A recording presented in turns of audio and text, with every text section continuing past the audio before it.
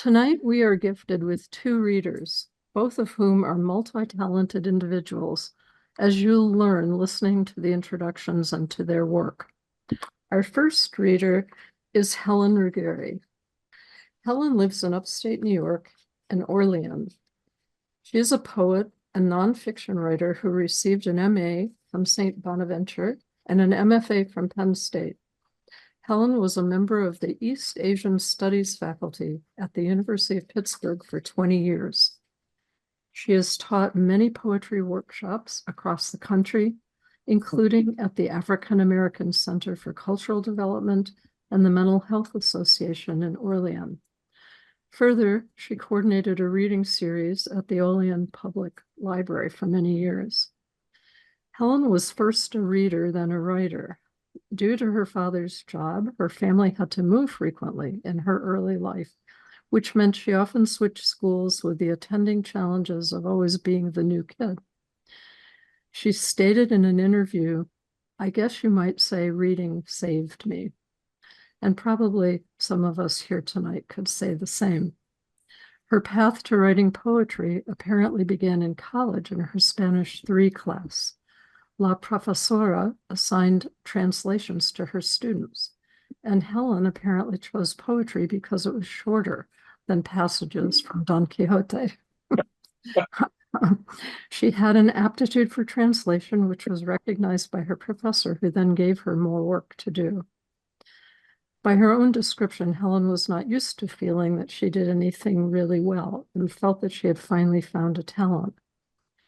This led her to decide that if she could translate poetry, she might be able to write her own poems too. And she was launched. Helen Ruggieri has written about a dozen poetry books and chapbooks. Her most recent publications are the Sapphires 2023, written in 4 parts, the first of which is written as a screenplay for The Movie of My Life. Blue Elegies 2024 contains poems about birds and is the 8th volume of the Sea Crow Press collection of eco-poetry. Her book, Camping in the Galaxy, Haibun and Other Writings About the Natural, was published in 2019. A definition of haibun in its usual form is a short prose piece with 1 or more haiku attached or inserted, a form popular in 17th century Japan. I hope we may hear some haibun from Helen this evening, and maybe one from David in the open mic. Helen spent a semester at Yokohama College in Japan, where she received a grant to video locations on the road from Kyoto to Kamakura, documenting the trip of a 14th century Japanese nun, Abutsu, author of Journal of the Waning Moon.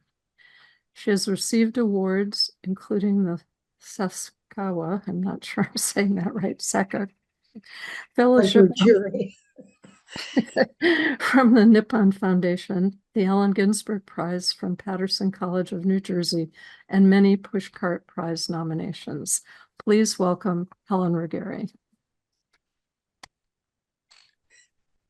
Thank you. It's really weird, hands moving and not hear anything. And I'm losing my hearing, so what can I say? We were talking about cats before a lot of you signed on, and I don't know if you've heard that in Ohio, apparently immigrants have been eating cats or pets. And I thought it was perfect for my haiku. I'm sorry to hear your cat has died. I have recipes. And it's weird because you don't hear any gasps from that.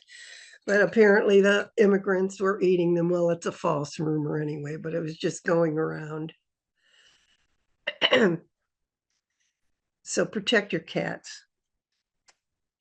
I like to start with the movie of my life. And I thought, boy, if I had to live it over again, I would never even consider poetry. I would go right to be a screenwriter. I watch cable, and there's so many bad movies that I couldn't help but do better, I think. They're really quite ghastly and a lot of violence in them, and they wonder where people get the idea of shooting as a resolution for problems. I don't know. Anyway, this is going to be a very dull movie, I'm sure. Scene 1. A hard, cold spring wind blowing. I'm behind the white clapboards. When I stick my head around the corner, the wind hurts. I step back. I do it again. When I step into the wind, white shoes down below move too. When I think to move, they move. They belong to me. My feet. I step out.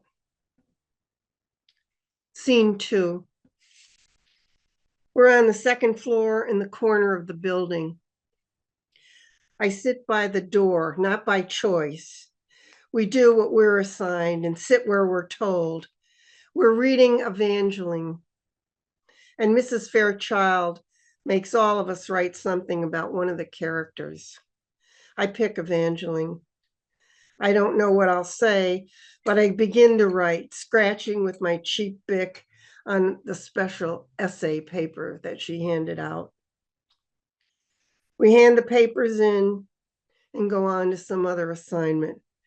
Mrs. Fairchild is reading our papers. She picks one up and, holding it in her two hands, marches toward me. I'm genuinely afraid of this woman. Really, she prays for us and urges us to be saved. All except Geraldine McKay was Irish and Catholic and has a missing front tooth. I've already been saved. I wish I could sit by the window. I wish I could look out at the hill. My stomach cramps when she approaches. Helen, she says, this is wonderful. She reads it to the whole class. Later, they make fun of me. Even Geraldine McKay, who sticks her tongue through the hole in her teeth and wrinkles her nose. Scene 3. I'm washing dishes at the sink. I look out at the unweeded garden bed that separates us from the house next door. I'm going to be 45. And if I live as long as my father, my life is half over. I've done nothing I wanted to do. I'm too busy filing contracts and part lists. I'm too busy getting 3 kids off to school. I'm washing dishes. If I have the time, I will fall asleep in the chair in front of the TV set so I can wake up in time to go to bed. The chair is purple with silver metallic threads in it, and the metal is given up. White stuffing tries to escape the covering fabric. Scene 4. I'm waiting. If someone asked, I couldn't say what for, but no one asks. I look at strangers passing in cars, going somewhere. I weed the bed on the side of the house, plant perennials. Iris, peony, roses, sedum. That chair has long since been covered in beige, and that cover is worn out too. The stuffing picked away by dogs and children, discarded. I don't remember where it went, though I remember falling asleep and dreaming, weaving television plots into my dreams like threads of metallic silver disintegrating. I pick at the puzzle. It's as if time were glass, and it protects me from the wind, from now. I sit at my desk. I have my own window now overlooking the street. The 100-year-old silver maples have died. New field maples planted as replacements only grow 10 or 15 feet tall. I reread Evangeline. In the end, she finds Gabriel. Scene 5. Rabbit tracks across the snowy field. The long commute. So that's a haibun in its way. Prose with a haiku included.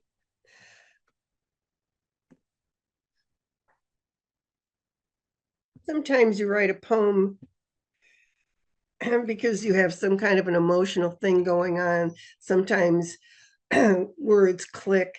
I don't know, I don't quite remember where this one came from, but I've never read it before. And I'd like to read it as I was looking through what I chose to read. And I thought, oh, I like that. Sometimes you see your old poems, you go, ugh, how could I have ever done something so quite so horrible? Anyway, it's called Sea Beads. She gathers small conch shells to call children the drowned never bore. She plucks life that throbs like a fontanelle from holes in the sand. Pieces of burned stars scoured by time, small fans dropped by mermaidens. The teeth of old mermen glaze like ground glass, small perfect stones. She holds those small fists closed on promises made by sailors during storms. Tears rimmed with glistering salt, cried by those who lost their lovers to the sea. Smooth, shining pearls wrenched from a palace of bone, sins seated by the drowning, who've asked for forgiveness for all the venal and mortal changes made by the sea. I've got a haiku. I just stick that in. I love haiku. I'm addicted. The sea loves me. See how it rushes in to kiss my toes.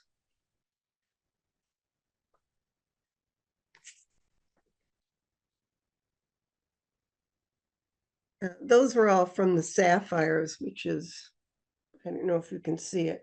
For me, it's backwards. Well, Camping in the Galaxy is mostly prose haibun and essays, and they're about nature. I never thought of myself as a nature writer, but apparently I am. And because we've had a lovely summer here for change. I mean, day after day, temperatures in the 80s, beautiful breeze, high summer. It's high summer, and love is thick all around. We've waited months for it, and it's so brief, we never want to let it go. So even if it's overcast, it's warm, and grocery shopping for the weekend a joy. Hot dogs and beans, watermelon, the first corn. We've longed for this all winter, the odor of charcoal settling into coals, the evening floating long and gray into dark. If I knew where I was going, the world would turn around.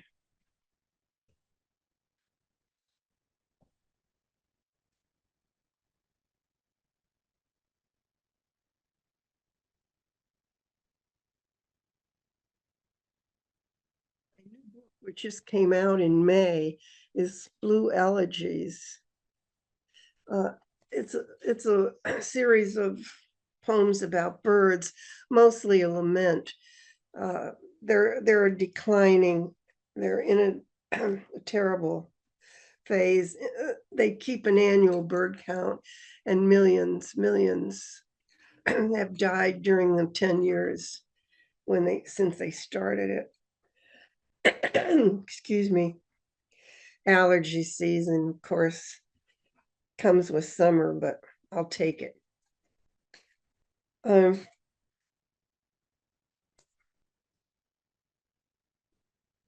When I was in Japan, I had the students tell me I was teaching them English, so I was having them tell me a Japanese fairy tale or Japanese folk tale and translate it into English for me. And some I've never heard, but they're wonderful. And so this is stolen from a poor Japanese student who got no credit. A Japanese fable. A poor fisherman frees a crane caught in a net. The grateful crane turns into a beautiful woman. She sings to him and spins silk for his robes. She only asks that he never look at her sleeping face. For a time, they're happy, but he's curious. You know how it goes. She looks, he looks, she leaves. Loneliness suffuses him. Her absence aches. But would we sleep by her secret? Would we smooth those silken feathers from her dreaming face?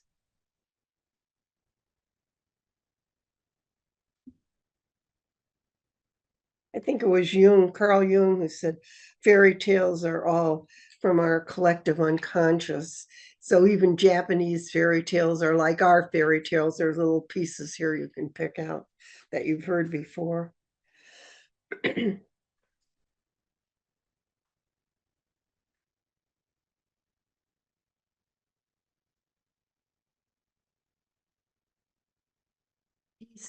Settle into the pond. This is a haibun. I was walking the dog down by the river where ponds form in the abandoned gravel pits. At dusk, a flock of Canada geese flew over, coming in low to settle on the pond. They were no more than 6 feet over my head, honking and breaking with their wings, the leaders splashing into the pond. The last of the light made their white bellies ghostly. The dogs barked, the air disrupted by those wings raised my hair the way static electricity tingles around you. Honking, barking, my pleasure cry, that music radiating forever in the atmosphere against the neutral noises, the white noise, the unsorted background sounds of every day, against which our joy stands out. Holding a shell to my ear, my own music.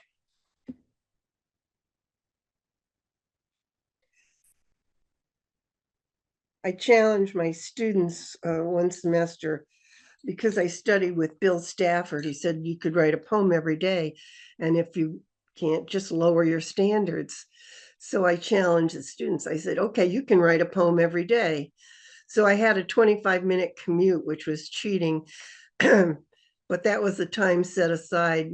My husband bought a car with no radio. What are you going to do? So that was my time to compose a haiku. So I did many that semester, and I was so glad it was over because it was exhausting. And anyway, they accused me of never writing any love poems. I'd write a haiku like, to understand war, share a driveway with new neighbors. And other things like recipe poems for cats. But so I wrote a love poem, heart attack love poem.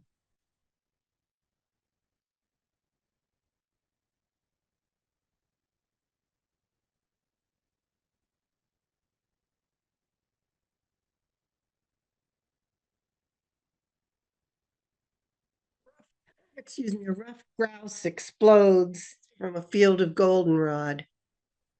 My heart stops. A brief pause, then thunders back to usual. That's how I feel, even after all these years, when I hear someone say your name.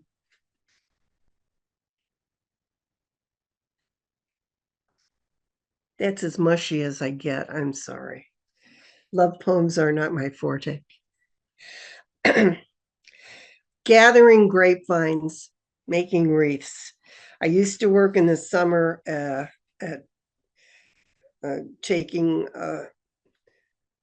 flowers, dried flowers, potpourri, and wreaths that I'd made to craft fairs. And you set up your little booth and hope someone will buy one.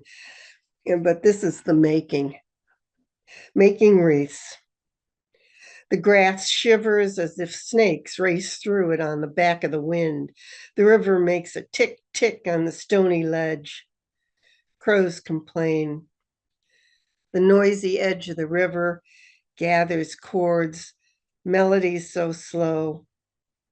Only trees perceive the song, those who live a long time.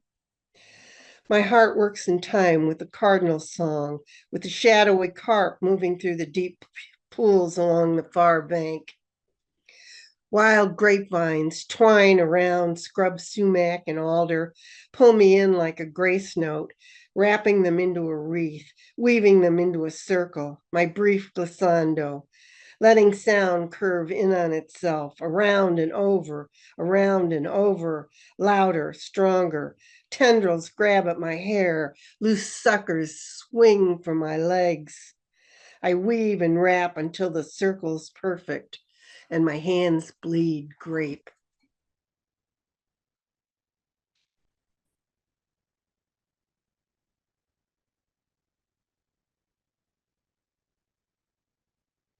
This is another haibun. They manage to creep in everywhere.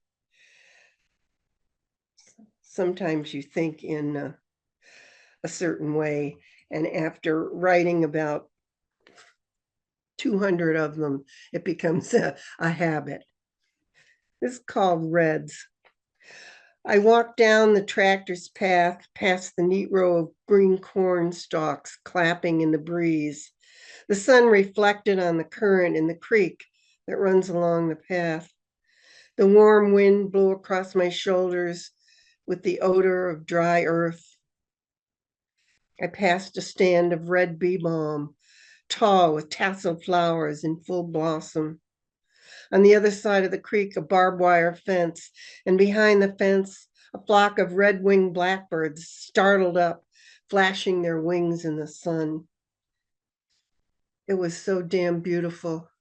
I wanted to tell you.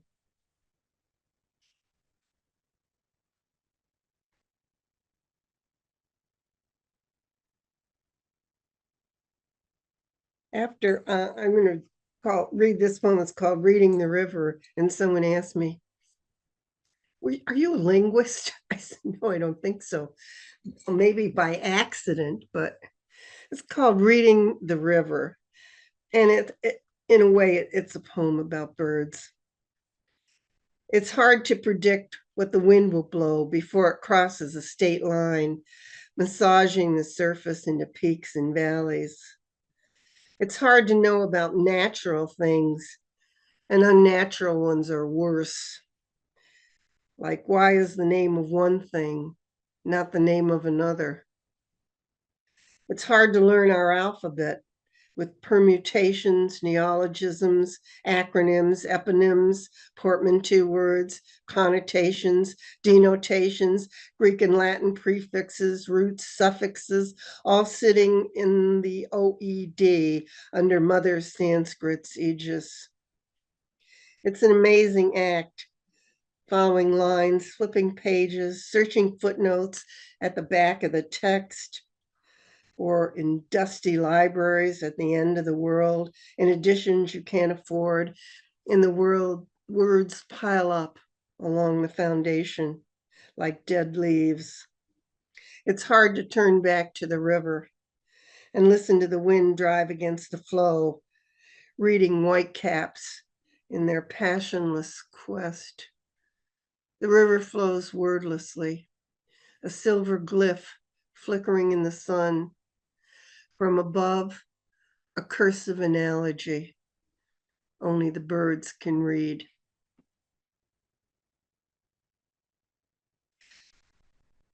I'm also a lifelong jazz fan. And believe me, when you live only in New York, it's hard to hear live jazz. But a group has certainly put itself together. A professor from St. Bonaventure, who teaches music there, has started a group, and they play quite often, and they're very good. And at the university, they have what they call a Rathskeller, and every once in a while they have a jazz and wings night, and the students get free wings. So whoopee, I get the jazz. At the Skeller, the students line up for free wings, but most leave before the music starts, and I get a seat up front. Sax, trumpet, and trombone up front blast out their familiar opening from Take the A Train. Bum, bum, bum, bum, bum. The evening begins on a fine note. It's as famous as the opening of Beethoven's Fifth for classical music fans. Boom, boom, boom, boom. I wish I could play, but I am a listener, loving famous openings, my mouth burning from the wings. You ain't lived till you had a buffalo wing. Takes the sensory with a papillae off your tongue. And this is another jazz poem that has a bird in it. When I started to do the book, I sent them 60 pages and they said, well, we only do 100 pages. Do you have 40 more poems of birds? Oh, sure. But so I started looking through my collection from 50 years or so, and I did find a lot of poems that mention birds in passing. And I saw in some a place where I could stick a bird in without too much damage to the poem. So I managed to get the 100 pages together. But this is when it's jazz and birds. Birds have a very small part. Jazz on a summer afternoon. There was a film taken at the Newport Jazz Festival in 1958, and it got buried. And it wasn't shown until about 30 years later. And it was so 50s when you saw it, you could almost cry. Jerry Mulligan is playing. The audience watches behind cat's eye glasses, shades, man, pretty women in the half light, glazed with August, jazz in all their indications. Anita O'Day starts to sing Sweet Georgia Brown, perfectly pitched into the folding chairs up front. She releases from her reedy throat each pitch the band must mock, each note a scatty inspiration. If I'm born again, I'll have that voice, the strength of a B flat clarinet, the upper reaches of a saxophone. She could not have been invented without a perfect metal music to match herself against. In the aisles, the couples begin to dance, the intricate jitterbug of cool, and my muscles tense for each spin, remembering the moves as if they were tattooed, indelible, the body's memory, balance tied to inarticulated longings, to be rich, to be smart, to be there, the empty aisle ours, splendidly lit as we move as we must under the capering swallows. I want that music with me everywhere, my feet sliding and pivoting, my voice pitched out across the front, in tune with everything. Thank you, guys.